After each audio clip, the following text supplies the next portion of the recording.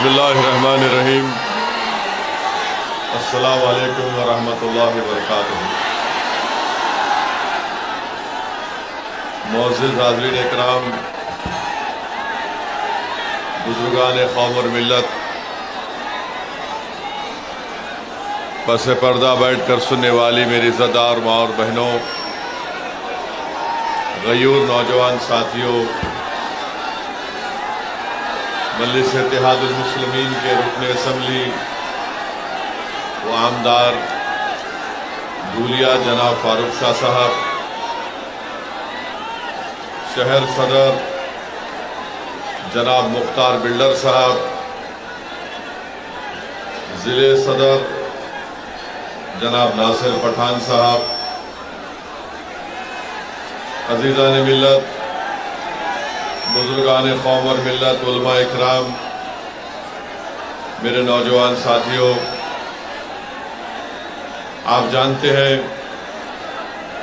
कि 5 साल पहले पिछले विधानसभा के चुनाव में आपका इत्तेहाद, आपकी दुआएं, नौजवानों की बेलोस मेहनतें,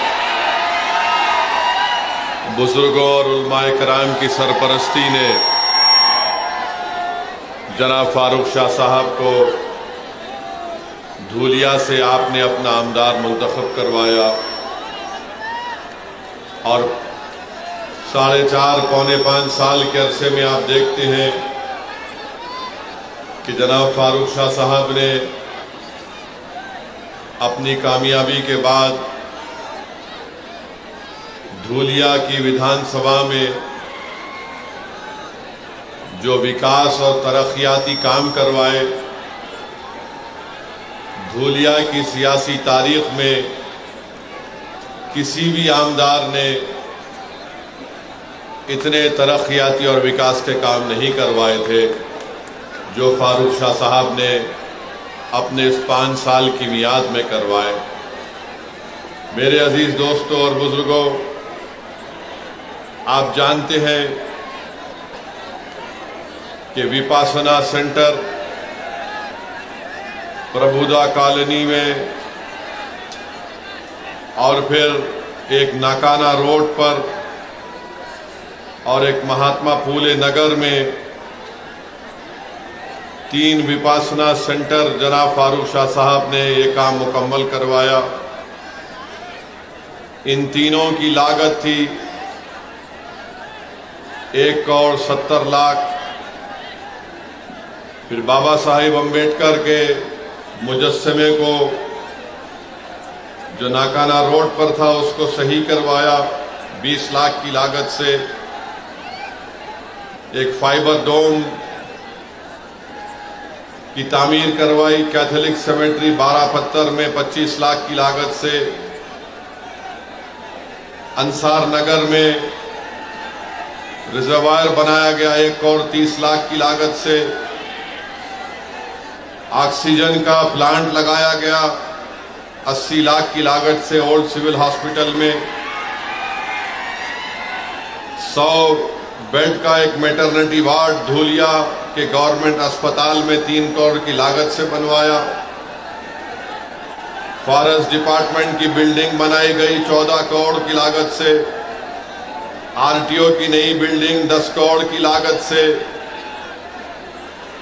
आदिवासी प्रोजेक्ट की ऑफिस की बिल्डिंग 6 करोड़ 40 लाख की लागत से बनाई गई।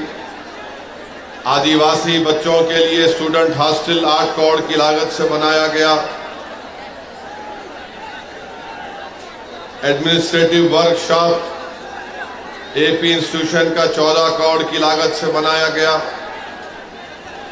एकवीरा देवी टेंपल की खूबसूरती का काम करवाया गया 3 करोड़ की लागत से। महर्षि Dada Saheb Rawal government technical college की लाइब्रेरी बिल्डिंग और बाउंड्री वॉल बनाई गई 12 करोड़ की लागत से। फिर श्री भाऊ साहब मेडिकल कॉलेज के रेजिडेंट ऑफिसर का घर बनाया गया 12 करोड़ की लागत से। पुलिस हेडक्वार्टर में शहीदों का एक मेमोरियल और रोड बनाई गई 6 करोड़ की लागत से। एडिशनल डिस्ट्रिक्ट हॉस्पिटल बनाया गया 9 करोड़ की लागत से। फिर धूलिया की जेल को बनाया गया 2 करोड़ की लागत से बिल्डिंग को। फिर मेन एडमिनिस्ट्रेटिव बिल्डिंग करीब 47 करोड़ की लागत से। फिर डिग्री क्लासरूम बनाई गई भाऊ साहब गवर्नमेंट मेडिकल कॉलेज में 7 करोड़ की लागत से। मेडिकल कॉलेज में लाइब्रेरी बनाया गया, पानी की टांकी बनाई गई और पोस्टमार्टम करने की बिल्डिंग करीब 15 करोड़ 30 लाख की लागत से। फायर स्टेशन MIDC धूलिया में बनाया गया 16 करोड़ की लागत से। पानी की सप्लाई MIDC धूलिया में 37 करोड़ की लागत से काम मुकम्मल हुआ। अक़लियतों के इलाकों में कब्रिस्तान जो की दीवार मुगलई कब्रिस्तान है उसको बनाया गया। फिर अंसार नगर का रिजर्वायर बनाया गया।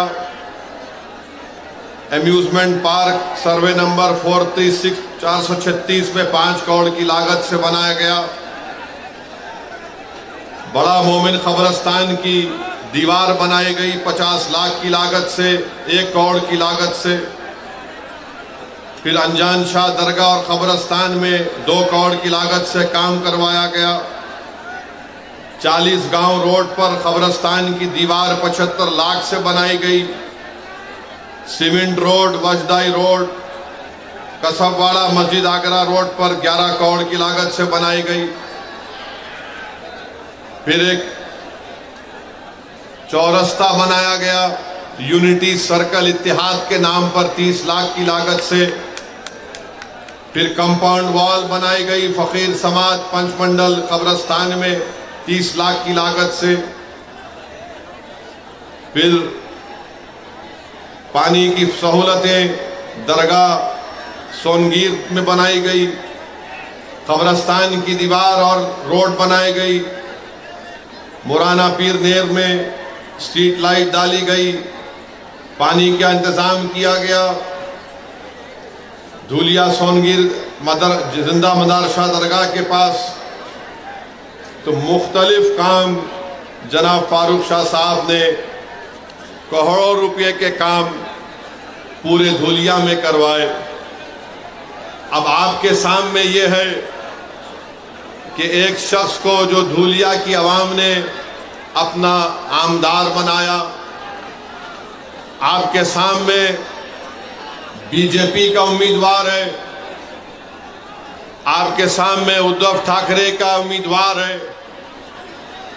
और आपके सामने एक और उम्मीदवार है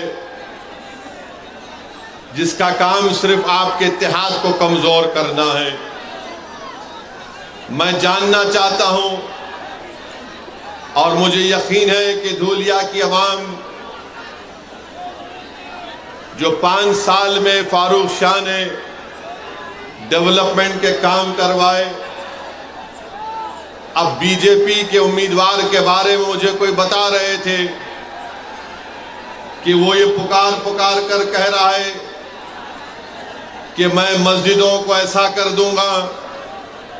वो पुकार कर कह रहा है कि मुझे इनके वोट की जरूरत नहीं है। क्या क्या अनाप शनाप बीजेपी का कैंडिडेट बक रहा है। फिर उसके बाद जो आप देखें कि शिवसेना उद्धव ठाकरे का कैंडिडेट है, माशाल्लाह वो किसी एक जगह टिकने वाले नहीं है।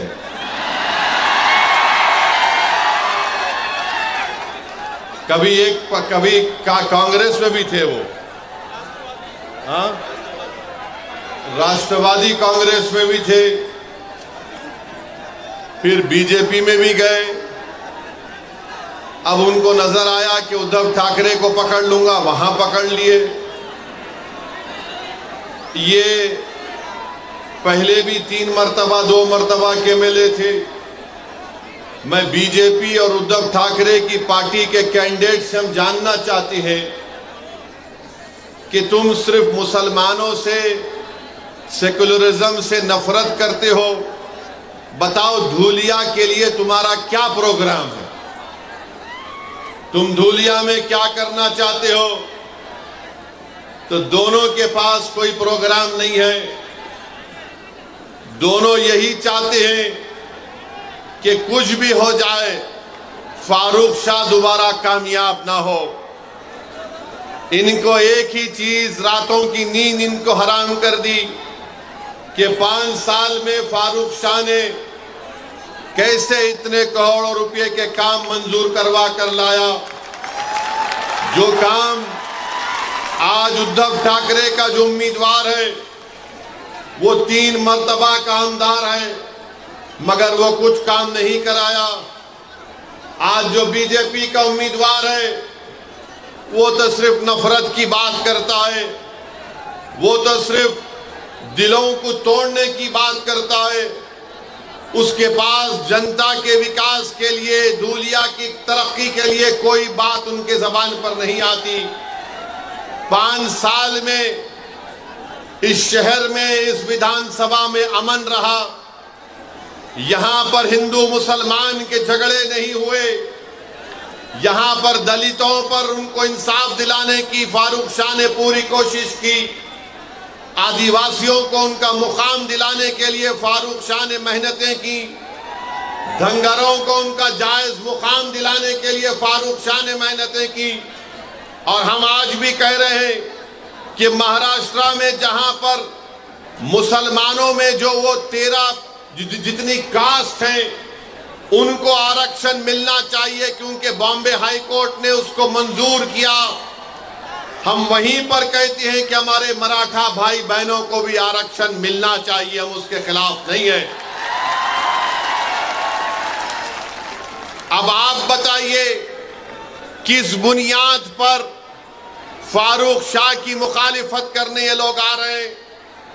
मैं आपको बताना चाहूंगा मेरे अजीज दोस्तों और बुजुर्गों, फारूक शाह ने सिर्फ मुसलमानों का काम नहीं किया, फारूक शाह ने मुसलमानों का काम किया, हिंदू भाई बहनों का भी काम किया, दलितों का भी काम किया, हमारे बौद्ध मजहब के मानने वालों का काम किया, कोली बरादरी का काम किया, धंगर बरादरी का काम किया। ये काम मराठाओं के लिए फारूक शाह ने काम किया। मगर बीजेपी और शिवसेना के पास एक ही फार्मूला है, बस गाली दो तो ओवैसी को और फारूक शाह को गाली दो और उन दोनों के नाम पर वोट हासिल करो। अरे तुम कब तक मेरा नाम लेकर, तुम कब तक फारूक शाह का नाम लेकर वोट लोगे? अरे क्या तुम्हारे घर में कोई और नहीं दिख रहा हमारे सिवा तुम लोगों को? तुम्हारी पार्टी में कोई नजर नहीं आ रहा तुम लोगों को?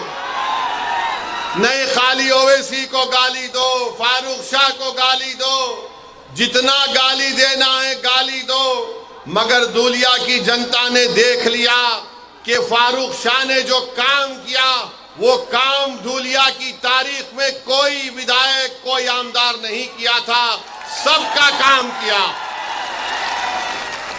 बीजेपी आकर बोलेगी, मोदी जी बोलते हैं सबका साथ, सबका विकास, मगर आप बताइए,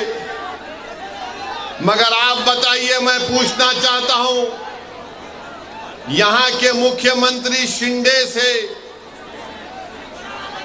फडणवीस से, ये हमको बताइए कि महाराष्ट्र से ये ड्राई पार्क का प्रोजेक्ट जो 3000 करोड़ का था वो गुजरात क्यों चला गया?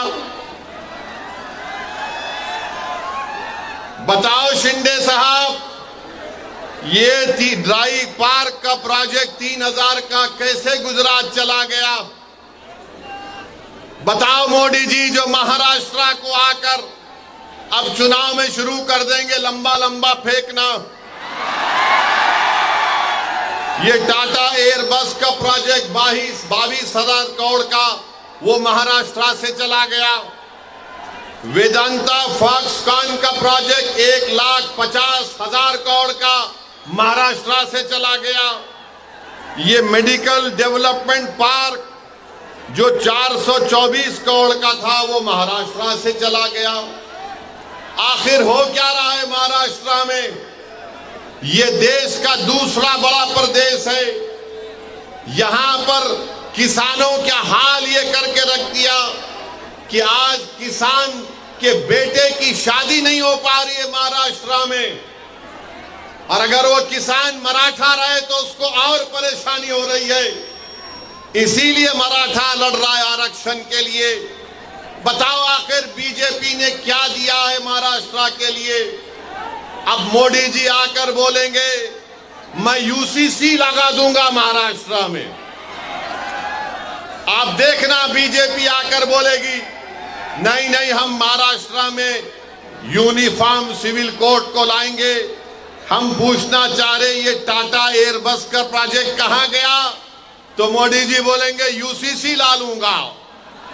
जब महाराष्ट्र का मराठा पूछ रहा है, महाराष्ट्र का किसान पूछ रहा है आज हम इतने परेशान क्यों हैं, आज हम इतने गरीब क्यों हैं, मखरूज क्यों हैं, तो मोदी जी बोलेंगे भाइयों बहनों लव जिहाद हो रहा है।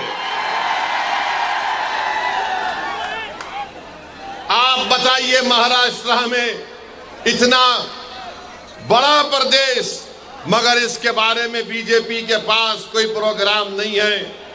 आप देखते हैं कि महाराष्ट्र में बाबा सिद्दीकी का कत्ल कर दिया गया, गोली मारकर मुंबई में बाबा सिद्दीकी को गोली मार दी गई। क्या हो रहा है महाराष्ट्र में कि 3 बार का एमएलए बाबा सिद्दीकी उसको गोलियां मार देते हैं, 6-6 गोलियां मारते हैं। बताओ नरेंद्र मोदी, बताओ अमित शाह, बताओ शिंदे, बताओ फडणवीस, कैसे बाबा सिद्दीकी की मौत हो गई? अरे बताओ अजीत पवार, वो तो तुम्हारी पार्टी का था, तुम अपनी पार्टी के आदमी को नहीं बचा सकोगे तो तुम अपने आप को कैसे बचाओगे? नहीं नहीं, हम इतने दिन में पकड़ के दिखाएंगे। किसको पकड़े तुम? कहां है असल करने वाला? तो हर 2 दिन को मीडिया में आता पुलिस वहां गई, पुलिस यहां गई, पुलिस वहां गई। अरे क्या महाराष्ट्र की पुलिस बड़ी काबिल पुलिस है। महाराष्ट्र के पुलिस का इंटेलिजेंस नेटवर्क बहुत स्ट्रांग है, मगर क्योंकि मोदी का राज है इसलिए महाराष्ट्र की पुलिस को कमजोर करके रख दिया गया। और इसी कमजोरी की वजह से आज आप देखते हैं कि जुल्म पे जुल्म हो रहा है, जुल्म पे जुल्म हो रहा है। बाबा सिद्दीकी को क्यों मारा गया? किसी के पास जवाब नहीं है। कोई बोलता है कोई जेल में बैठा है उसने मार दिया, कोई बोलता है नहीं वो फुला झगड़ा था उसने मार दिया। अरे सवाल ये पैदा होता है कि मारने वाले के पीछे दिमाग किसका है? वो दिमाग कौन है? तो बोलेंगे नहीं नहीं हम देख रहे हैं, कोशिश कर रहे हैं। मेरे अजीज दोस्तों और बुजुर्गों, महाराष्ट्र में कोई एक उठ के बोलता है बीजेपी का नेता मैं मस्जिद में घुस के मारूंगा। अब आप बताइए, उस पे केस तो बुक हो गया, मगर बोल रहा है मस्जिद में घुस के मारूंगा। आखिर महाराष्ट्र में इतनी छूट कैसे मिल गई इन लोगों को कि कोई एक समुदाय के मजहबी जगह के बारे में कहता है कि मैं मस्जिद में घुस के मारूंगा? आखिर क्या करना चाहते हैं महाराष्ट्र को ये लोग? क्या यहां पर आप दंगे कराना चाहते हैं मोदी जी? क्या करना चाहते हैं महाराष्ट्र में आप?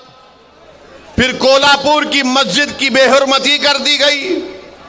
आखिर क्या हुआ वहां पर? कौन है उसके पीछे? फिर आप ये भी देखते हैं कि कोई एक फुला शख्स है, उन्होंने रसूलुल्लाह सल्लल्लाहु अलैहि वसल्लम की शान में गुस्ताखी करने की कोशिश की। उनके बाजू खड़े हो जाते हैं शिंदे और बोलते मैं इनके साथ हूं। अरे आप उनके साथ हैं या महाराष्ट्र के जनता और भारत के संविधान के साथ हैं? बताओ शिंदे। कोई खड़े होकर अनाप शनाप बकता है, कानून उसके ताल्लुक से कहता है कि किसी को भी इजाजत नहीं है कि वो किसी मजहब के बारे में अनाप शनाप बके। और सारी दुनिया जानती है कि इस्लाम के मानने वालों के लिए प्रॉफेट मोहम्मद सल्लल्लाहु अलैहि वसल्लम हमारे जिस्म से अगर पूरा खून भी निकल जाए तो हमारे लिए कम है। वो है हमारे लिए प्रॉफेट मोहम्मद सल्लल्लाहु अलैहि वसल्लम। मगर कोई एक्शन नहीं लिए, खाली एक रस्मी केस बुक कर दिए और बोले नहीं केस बुक हो गया। जो मजलिस को बी टीम बोलते, कोल्हापुर का एमपी उनकी बहू ने विड्रा कर लिया, शिंदे को नमस्ते कर लिया। अब बी टीम कौन हुए बताओ? अब बी टीम कौन हुए बताओ आप? जिस शख्स ने रसूलुल्लाह सल्लल्लाहु अलैहि वसल्लम के खिलाफ अनाप शनाप बका, पूरे महाराष्ट्र में पूरे बड़े बड़े लोग थे ना जो अपने आप को सेक्युलर बोलते हैं, जो अपने आप को मसीहा मानते हैं, जो कहते हैं कि हम है ना तुम्हारे लिए, तुम क्यों डर रहे? मगर किसने एहतजाज बुलंद किया? कोई पार्टी आगे नहीं आई। अगर कोई आगे आया तो इम्तियाज जलील आगे आया। इम्तियाज जलील ने कहा कि हम जुलूस निकालेंगे, हम औरंगाबाद से बंबई जाएंगे।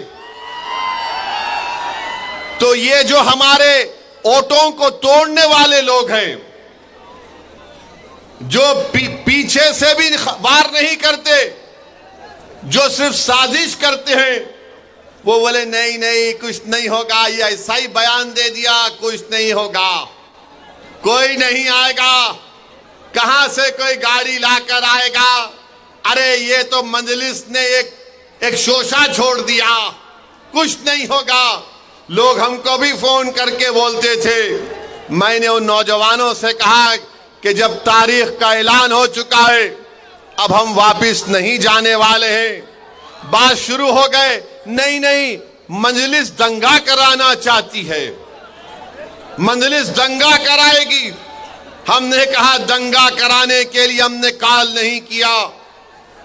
रसूलुल्लाह सल्लल्लाहु अलैहि वसल्लम रहमतुल लिल आलमीन है, वो रहमतुल मुस्लिमीन नहीं, वो तमाम आलम के लिए रहमत है। He is the profit of Mankind, वो रहमतुल आलमीन है। और हम रहमतुल आलमीन के नाम पर दंगा नहीं कराते, ना कभी कराए ना कभी होने देंगे इंशाअल्लाह ताला। मगर जब इम्तियाज जलील पीछे नहीं हटा, मजलिस पीछे नहीं हटी, और जब औरंगाबाद से काफिला गाड़ियों का निकला तो औरंगाबाद के पुलिस, बड़े बड़े महाराष्ट्र के पुलिस वालों ने इम्तियाज जलील को बोला कि सर क्या करना चाहते हैं आप?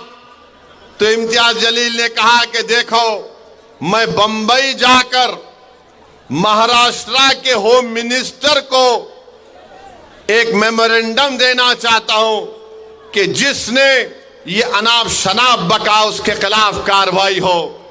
अगर आप मुझे औरंगाबाद में रोक देते तो अमित शाह औरंगाबाद में, मैं उनसे जाके मिलूंगा। तो पुलिस वाले बोले नहीं नहीं आप बंबई चले जाओ, क्योंकि हम एक धूलिया के शाह से तंग हैं। अगर आप भारत के होम मिनिस्टर शाह को तंग करेंगे तो हमको तंग कर देगा वो। तो हमने कहा कि धूलिया का शाह है और शाह रहेगा इंशाअल्लाह ताला। मगर अमित शाह अब महाराष्ट्र में आके चीखा मार मार के बोलेंगे, क्यों ऐसा उंगली उठा के, ऐसा उंगली उठाते। मगर जुलूस गया। मैं सलाम करता हूं आप तमाम को कि 15,000 से ज्यादा गाड़ियां थीं, हम तमाम निकले और महाराष्ट्र की तारीख में आपने एक नई तारीख रकम करवाई। जो लोग मजलिस के बारे में बोलते थे ये रोड पे निकलेंगे तो दंगा होगा, औरंगाबाद से 15,000 गाड़ियों का काफिला गया, मुंबई थाने के पास भिवंडी के पास रोका गया, वहां के कलेक्टर को नुमाइंदगी दी गई। नौजवान बड़े जज्बात में थे और इम्तियाज जलील से कह रहे थे चलो मुंबई चलो। इम्तियाज जलील ने कहा कि नहीं, हमारा मकसद ये था कि हम हमारी नुमाइंदगी, हमारा मेमोरेंडम सरकार को दें और उनको बता दें कि ये हमारा गम और गुस्सा का इजहार करने का तरीका है।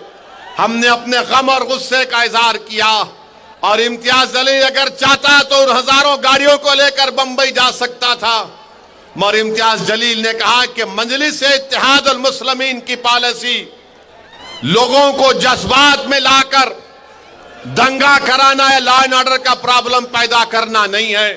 इम्तियाज जलील अमन से सब लोगों को अपने अपने घर को वापस भिजा दिया। ये मजलिस इत्तेहाद अल मुस्लिमीन है और ये लोग हम पे गालियां देते हैं, अरे मजलिस ऐसी मजलिस वैसी।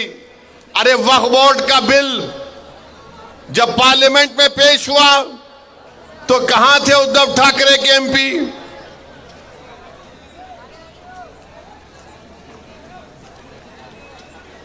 मेरे भाई, जब वक्फ को खत्म करने का बिल पार्लियामेंट में पेश हुआ, उद्धव ठाकरे के एमपी तो नहीं थे।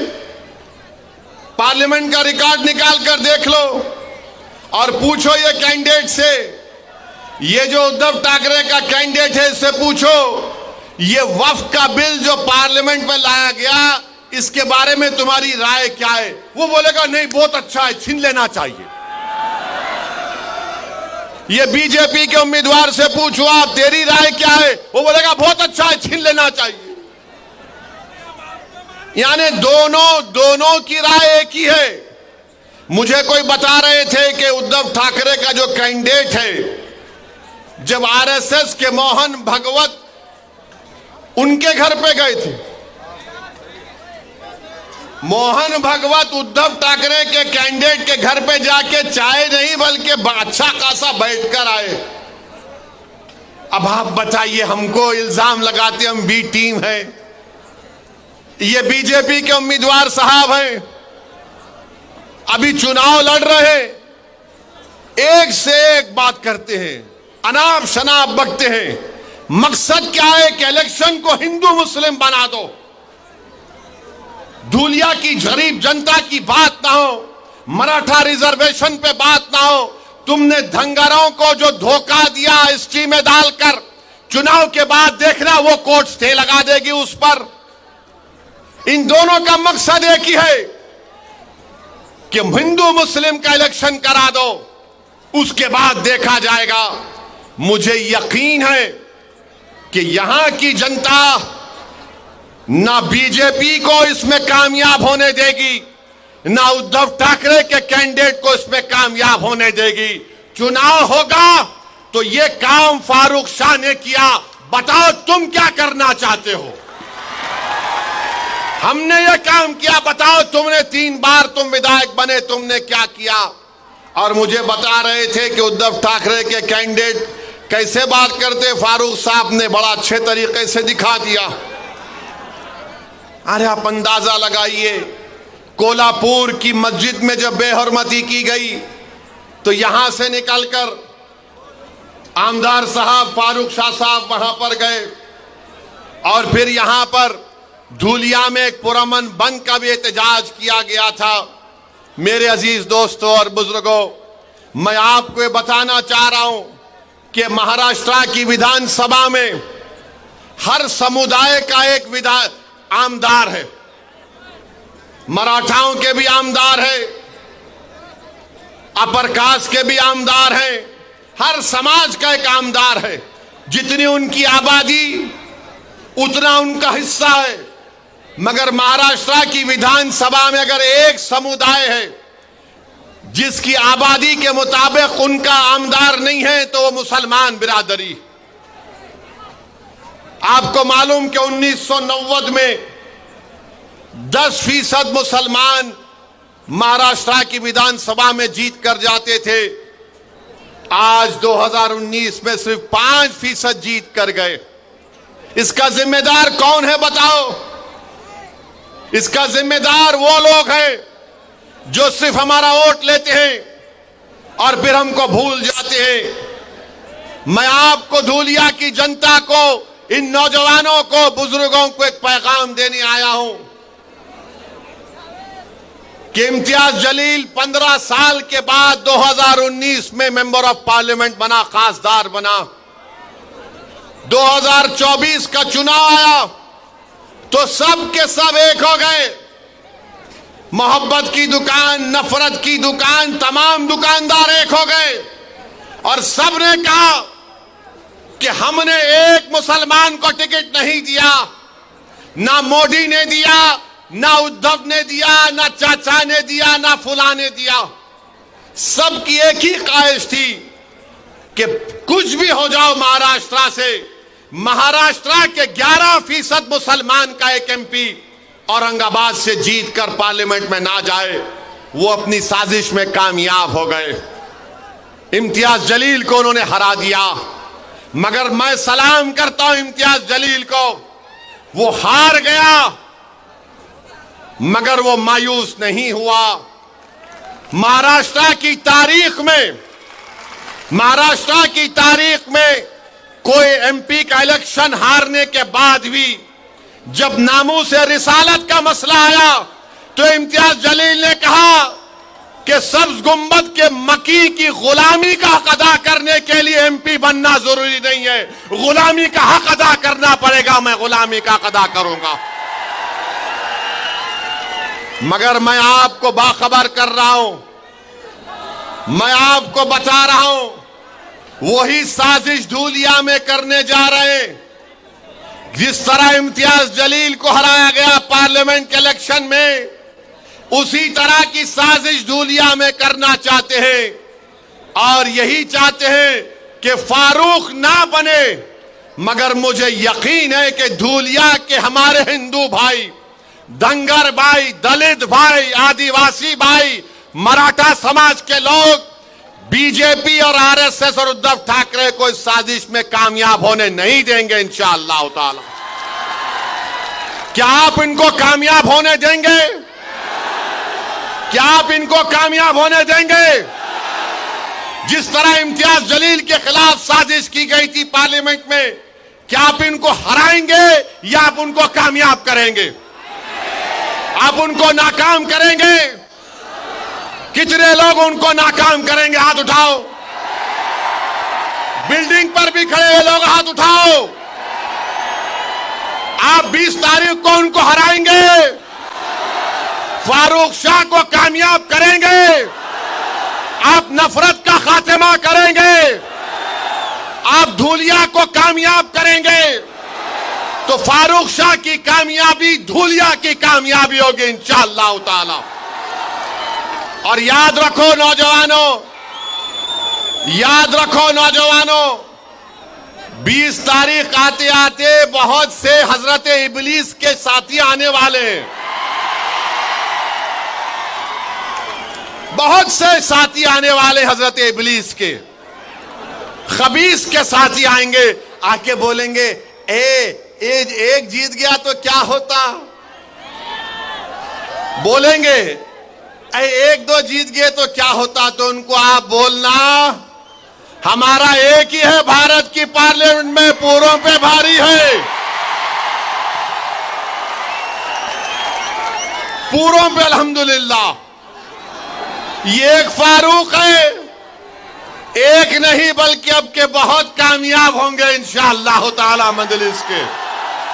मगर ये लोग आएंगे, आके आपके कान में जैसा इबलीस थूकता, ऐसा नहीं, ऐसा हो सकता क्या, देखिए ये मैथमेटिक्स ऐसा है, ये इतना, ये इतना, ये इतना, ये इतना।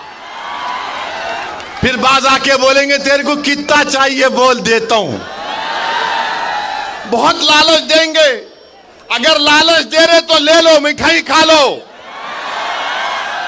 मगर 20 तारीख को डकार लेकर बोलना नाम तो पतंग पे ही पड़ेगा बटन। कोई बात नहीं, मिठाई खा लो, मीठा खाना अच्छा है, बुरी बात नहीं है। मिठाई खाओ, क्या क्या खिलाते खाओ, मगर याद रखो तुमको 20 तारीख को पतंग को ही बटन दबाना है। तुमको जिस तरह इम्तियाज जलील को धोखा देकर शिकस्त दी गई, उसका जमहूरी तरीके से आपको यहां पर संविधान के दायरे में रहकर बदला लेना है। और फारूक शाह माशाअल्लाह बड़े काबिल हैं। मैं आज तक नहीं समझ पाया कि 5 साल में कितने 500 करोड़ लाया, 1300 करोड़। ये कौन सा वजीफा फारूक शाह पढ़ के आते नहीं मालूम। 1300 करोड़ खाली 5 साल में। ये क्या नाम है ये उद्धव ठाकरे कैंडिडेट का?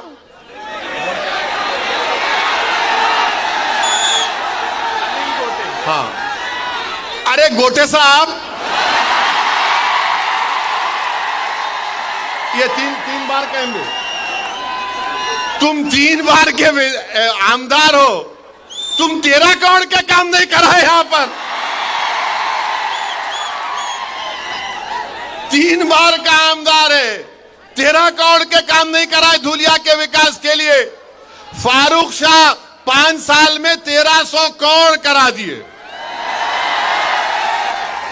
अब बीजेपी के उम्मीदवार है, अब उन्होंने तो खाली गाली दे रहे मेरे को, ये ऐसा वो ऐसा, वक्फ का हम वो ले लेंगे, हम मस्जिद ले लेंगे, हम कब्रस्तान ले लेंगे, हम खानखा ले लेंगे, हम फुला ले लेंगे। अरे भाई साहब, आप क्या क्या लेना चाहते, क्या क्या लेना चाहते आप? याद रखो, हम भी ले सकते तुम्हारी, याद रखो। हाँ, 20 तारीख को हम लेंगे। क्या लेंगे वो तुमको मालूम। 20 तारीख को हम लेंगे। क्या लेंगे? धुलिया की सीट फारूक शाह के लिए लेंगे इंशाअल्लाह ताला। अरे कोई बात है, मैं बीजेपी का हूं, मैं ये ले लूंगा, मैं वो ले लूंगा। अरे आप क्या बादशाह सलामत है, उंगली रखते कि मेरी हो जाती। अब वक्फ बिल का बोल रहे हम मस्जिद ले लेंगे। मेरे को पार्लियामेंट में बीजेपी के एमपी मिले गलती से, वक्फ बिल के बारे में मेरे को बोले ए ओवैसी। मैंने पूछा बोलो प्यारे, बोले ये क्या तुम वक्फ बिल के बारे में इतना बोलते। अरे यार, तुम जाके खेत में नमाज पढ़ते, वो तुम्हारी वक्फ हो जाती। तुम बैठ के कुरान पढ़ते, वो जगह तुम्हारी वक्फ हो जाती। मैंने बोला तुमको गलत है। तीसरा भी एक है, बोले क्या?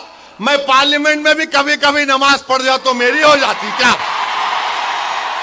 कोई बात है? कोई बात है? बोलो आप। भाई उर्दू की एक कहावत है, दखनी कहावत है कि मामू की दुकान पे नाना की फातिहा बोलते ना। अरे जब तक मेरी प्रॉपर्टी नहीं रही मैं वक्फ कैसे करूंगा? मगर मोदी जी एक फैला दिए, बोलो वक्फ करो, सब।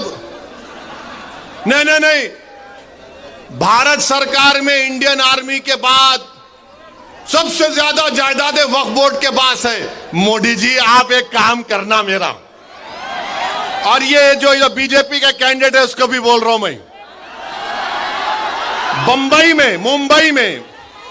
मुंबई में एक बहुत दुनिया के अमीर तरीन आदमी का बहुत लंबा घर है, बहुत बड़ा घर है ना, वो वक्फ का दिला दो ना हमको। कोई नहीं बोलेंगे, नहीं उसके बारे में नहीं बोले। अरे क्यों नहीं बोलते? वो यतीम खाने के ऊपर जो दुनिया का अमीर तरीन आदमी है, यतीम खाने के ऊपर अपना घर बना लिया। मोदी जी, आप यतीम खाने के घर में, उस शख्स के घर में शादी की मुबारकबाद देने गए। मोदी जी, क्या आपको तकलीफ नहीं हुई? यतीमों के जगह पर जिसने अपना घर बना लिया, आप वहां पर चले गए। जो यतीम खाना था आगा खानी लोगों का, वहां पर उसने अपना महल तामीर कर लिया। और यहां पर बीजेपी के कैंडिडेट बोल रहे, मैं ये ले लूंगा, मैं वो ले लूंगा। अरे बाबू, तू क्या क्या लेगा बता दे। एयरपोर्ट तेरा, माने इनका माने दे दिए, पोर्ट तेरा, रोड तेरी, सब तेरी। अब तो ऐसा लग रहा है कि बीजेपी वाले बोलेंगे, बेटा तेरे को सांस लेना है तो टैक्स दे दे। नफरत, सिर्फ नफरत इनके पास, और कुछ भी नहीं है।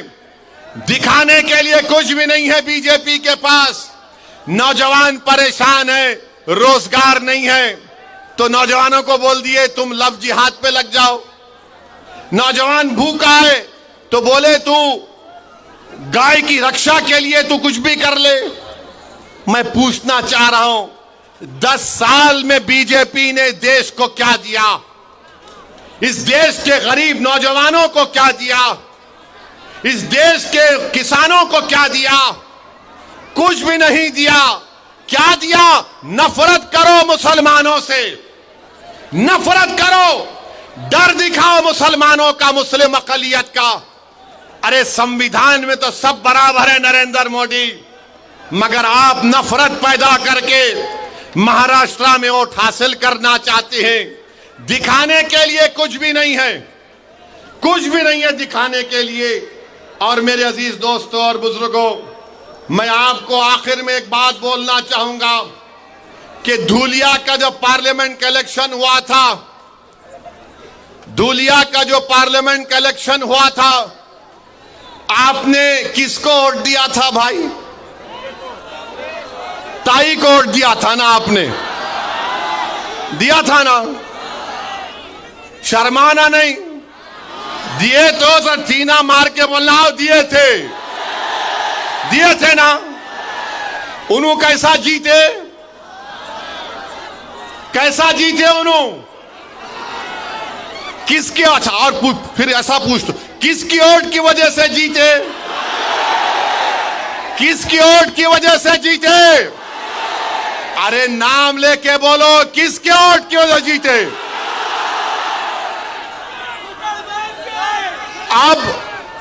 अब आप क्या करेंगे ये विधानसभा के चुनाव में? किसको वोट देंगे? किसको वोट देंगे? क्या किसको वोट देंगे? कौन से निशान पे बटन दबाएंगे? कौन से निशान पे बटन दबाएंगे? डरेंगे तो नहीं, हिम्मत तो नहीं हारेंगे, कहीं मोदी से नहीं डरेंगे, कहीं डर जाएंगे तो नहीं ठाकरे से। किससे डरेंगे फिर? किससे डरोगे? हिम्मत बुलंद रखोगे? 20 तारीख को बटन दबेगा पतंग पर, बटन दबेगा पतंग पर। अभी आधी बात बोला, 17 को फिर आ रहा हूं तंग करने इसको।